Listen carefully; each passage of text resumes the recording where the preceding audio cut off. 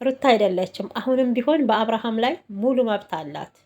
ወንድ አተር ሴሰኝነትሽን የወንድ ጥማትሽን ለማሳየት የመጣሽው አንቺ ነሽ ማለት ነው። እና በኮንፊደንስ ደረቴን ነፍቼ በባሌ መብቴ ነው ያልሽው መቼ አባሽ ያገባሽ ባል ነው ማለት ነው። እና እንግዲህ ብዙዎቻችሁ ደግሞ እውነት እየመሰላችሁ ሩታን ከህይወትሽ አስወጪ፣ አብርሃምን ሲም ካርዱን ቀይሪለት፣ እንዲያገኙት እንዳትፈቅጅ የምትሉ ማለት ነው። እነዚህ እኮ ቢዝነሳቸውን እየሰሩ ነው ጋይሶች። ሄርሜላም የሩታን ፎቶ ታለጠፈች ቢዝነስ አይገኝም፣ ዶላሩ አይቆጥርም። አብርሽም እንደዛው ነው። ስለዚህ እነሱ ተመካክረው የሚሰሩት ድራማ ነው እና ሌሎቻችሁ ቁጭ ብላችሁ ደግሞ የመዳብ ቤት ሆናችሁ የምትነፋረቁ አንዳንድ ዝፍጦች አላችሁ ማለት ነው። እውነቴን ነው። ራሳችሁን ጠብቁ፣ ምግባችሁን ብሉ። እነሱ ቢዝነሳቸውን እያጧጧፉ ነው። እኛ ከምናገኘው እኛ አመት 2 አመት ሰርተን የምናገኘውን እነሱ በአንድ ወር ውስጥ ተከፋይ ናቸው። ከዛ በላይ በትንሹ ማለት ነው። ልንገራችሁ ብዬ ነው ታልገባችሁ። ዝም ብላችሁ ደግሞ የሰው ቪዲዮ ይሄ ስክሮ እያረጋችሁ ብቻ ወይኔ በጣም ጨንቆን ነበር እኮ ሄርሜላ ልልልልልልልልል ማታች ባቢዛው ሄዳ ነበረ እኮ ሩታ። ኤፍሬምን ቤትሽ እንዳጠሪው ከእንግዲህም ድግምትታ ያረግብሻል።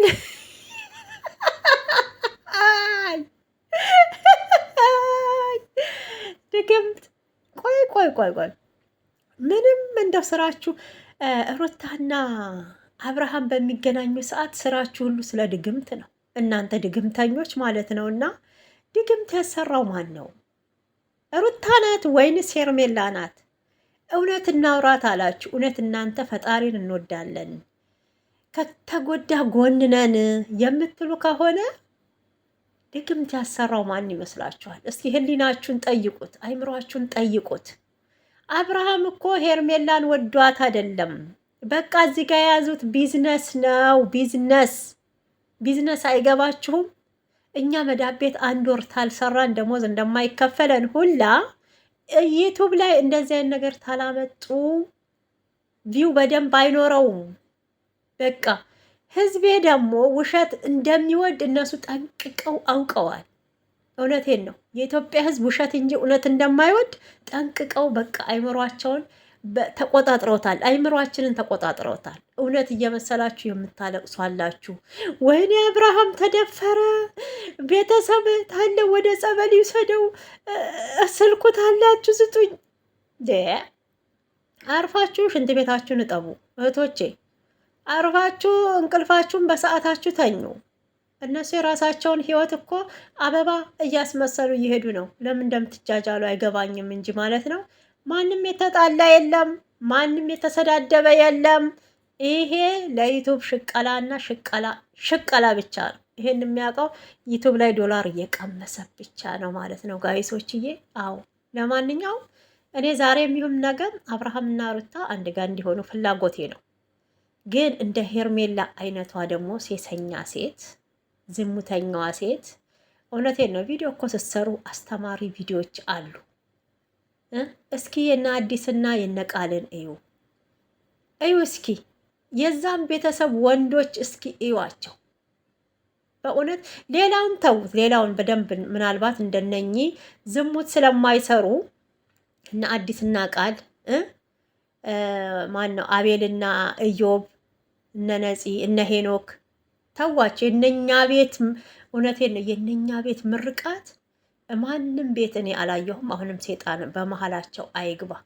ከወንዶቹ እስከ ምራታቸው አንድ አይነት፣ ምንም ጸባያቸው ማይቀያየር፣ በእውነት መልካም ቤተሰብ ያሳደጋቸው አይተናል። ስለ ሃይማኖት ጉዳይ ስለሆነ ትምህርት ሰጪ እኔ እንጃ ፕራንክ ይለቃሉ እንጂ በፍጹም አንድ ቀን ስለ ዝሙት አይታችሁ ከሆነ ሰርተው አያውቁም ማለት ነው። ሌላውን ተውና እሺ፣ ወደ ቡታጅራ ስትገቡ ለምለም የትንቢቱብን አይታችሁ ከሆነ የሴት ጀግና ቆራጧ ቤተሰቧን ቀጥ አድርጋ እቤት ውስጥ እውነቴን ነው ፈጣሪ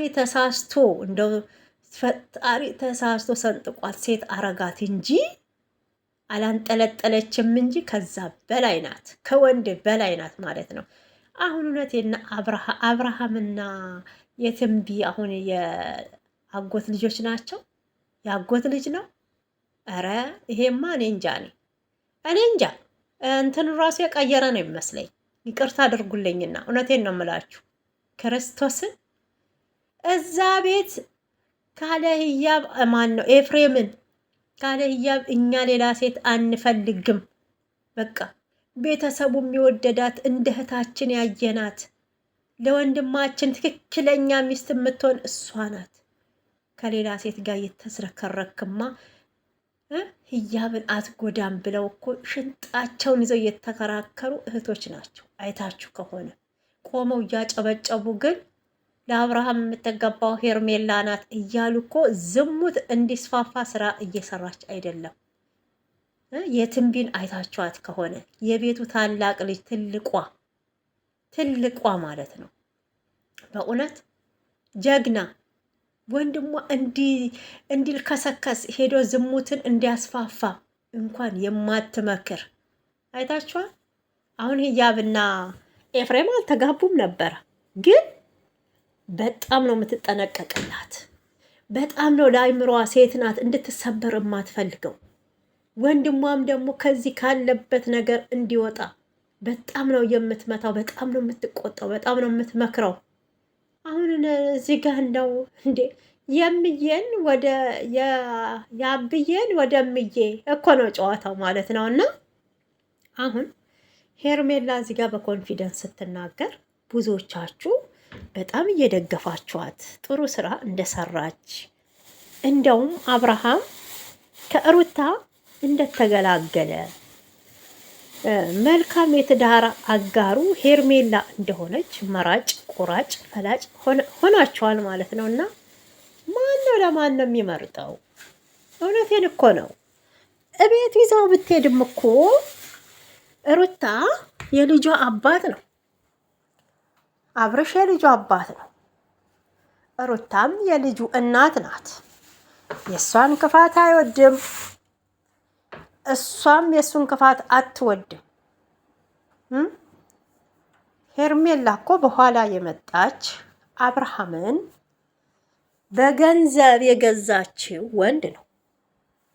አብርሃም ደግሞ እንዳይተዋት በይሉንታ ተይዞ እኔ ደጋግሜ ቪዲዮ ሰርቼዋለሁ፣ ወደፊትም እሰራበታለሁ። እችን ቃሌን አላጥፋትም። እሺ ለምን ወዷትና ፍቅሯት ሳይሆን እየተጠቀመባት የዩቱብ አሰራር ዩቱብ ላይ ደግሞ በጣም ቪው የሚያመጣው እንደዚህ ስለሆነ ክፍያ ስላላቸው ሌላ ስራ ስለሌላቸው የገቢ ምንጫቸው ዩቱብን በዚህ አይነት መልኩ ለህዝቤ አስመስለው አቅርበው ሰርተው ዶላር አልከፈላቸው መቼም የመንግስት ስራ አላቸውና ይከፍላቸዋል ብለን አንልም። እነሱም ያውቁታል። ይሄንን ገብቷችኋል። ግን ነገርን ውሸትን እውነት አድርጎ በማስመሰል እየሰሩ ነው፣ እናውቀዋለን። ሄርሜላ አሁንም ቢሆን ትክክል አልሰራችም። ይሄ ነገር እነሱ ለድራማቸውን ቢያመጡትም ሄርሜላ አሁንም ጥፋተኛ ናት። ለምን በሰው ትዳር ውስጥ እየገባች ነው።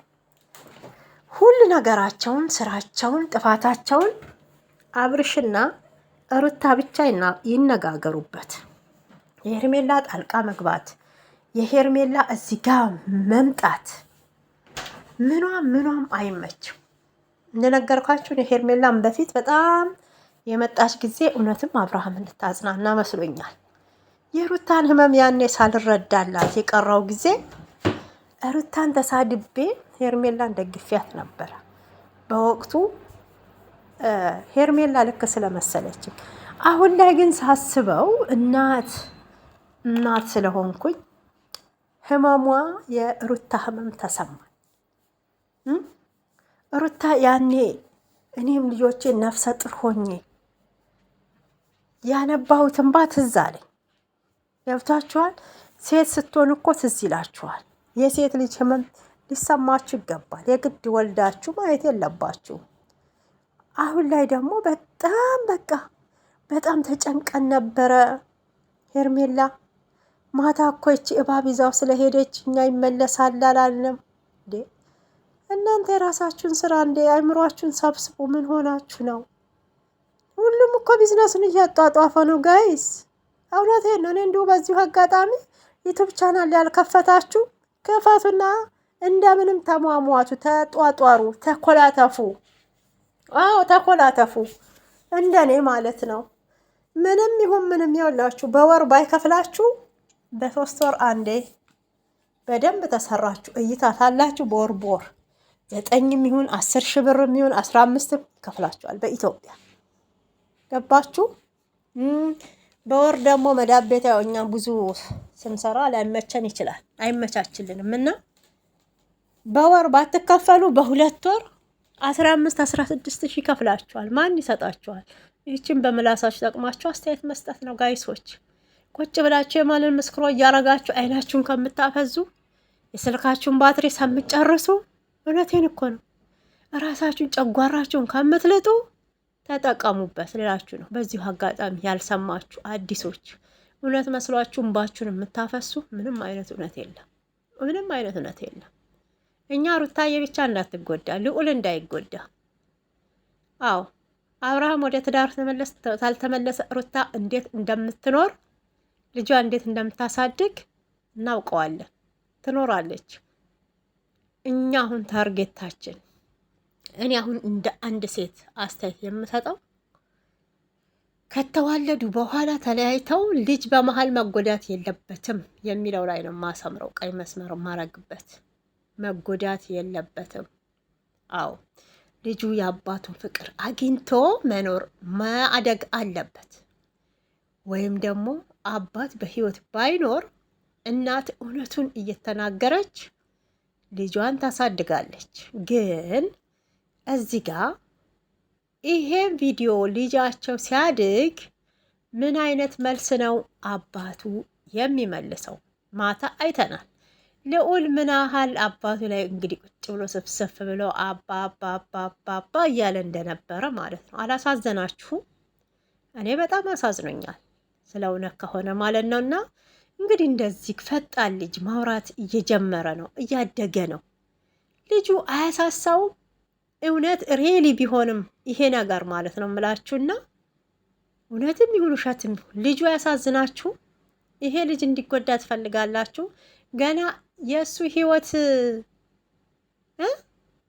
ሚስቱ የልጁና ጨቀጨቀችው ብላችሁ ይሄ ምንም የማያውቅ ዱዳ ህፃን ልጅ እነሱ ለራሳቸው ስሜት ሲሉ እግራቸውን ሰቅለው ተበራግደው ባመጡት ባልና ሚስት ልጅ እዚህ ጋር የሚቀጣበት የሚጎዳበት ምክንያት አለ ብዬ እኔ በበኩሌ አላምንም። በቃ በትዳር መሀል እየገባችሁ የሰውን ትዳር የምትበጠብጡ ሴትም ሆናችሁ ወንዶች ከባለ ትዳሮች ከጥንዶች መሀል መራቅ አለባችሁ ብዬ ነው የማምነው፣ በራሴ ማለት ነው። ይሄ የራሴ ውሳኔ ነው። ቢያንስ የሴት ጓደኛ የሚባልም የባለትዳሮች ግንኙነት ላይ መኖር የለባት። አለቅ። ከወንድም ከሆነ የሴት ጓደኛ በወንድ በኩል መኖር የለባትም። በሴቷም ተሆነ በሩታም በኩል ተሆነ የሴት ጓደኛ አያስፈልጋትም፣ የወንድ ጓደኛ አያስፈልግም። በአብርሃምም የሴት ጓደኛ መጥተው ሊያዝናና ነው የሚባል ነገር አይሰራም ማለት ነው። ይሄን አልደግፈው። ያኔ ጠንቀቅ ብሎ ዛሬ ለሄርሜላ እየተጠነቀቀ እንዳለው ሄርሜላ እንድትጎዳ እንደማይፈልግ ያኔ ለሩታ እንደዛ ቢጠነቀቅላት እንደፈለገ በሩን ከፍቶ ሄርሜላ ልብ ውስጥ እንድትገባ ሲፈቅድላት እዛ ጋር አንድ አልጋ ላይ ተጎልታ እሱን አቅፋ እንደሚያጽናና ሰው ስትሆን ርቀትሽን ጠብቂ ብሎ ኮስተር ቢልባት ዛሬ ይሄ ሁሉ ነገር አይደርስም። ይሄ ሁሉ እኛም ሄርሜላ ላይ ጥላቻን እንትን አንለም፣ ጥላቻን አንሰብክም። በቃ አንደኛ ጥፋተኛው ማን ነው? ባልተብዬው ነው፣ የልዑል አባት ነው። እውነቴን ነው የምላችሁ። እሱ ኮስተር ቢል ኖሮ እቺ ልጋጋም የሜዳ አህያ አለሌ እቺ ቤተሰብ የበደላት አሳዳጊ የበደላት፣ እውነቴን ነው ዝም ብላ ከጎዳና ላይ የመጣች ወላጅ አልባ የሆነች ቤተሰብ የማያውቃት ማለት ነው። እና ኩታራም የሆነች ሴት መታ ዛሬ የሩታን እንባ አታፈስም። ልዑል የአባቱን ጠረን አባት የልጁን ጠረን ሳይጠግብ እንዲለያዩ አይደረግም ነበረ። ግን ምን ያህል የወንድ ጥማት እንዳለባት ዛሬም ሁሌም የምለው እያሳየችን ነው ማለት ነው። እያሳየችን ነው። እዛ ጋም እኮ ልጅ አለ። የልጅ ለአምሮቱን ልታስተውለት ነው።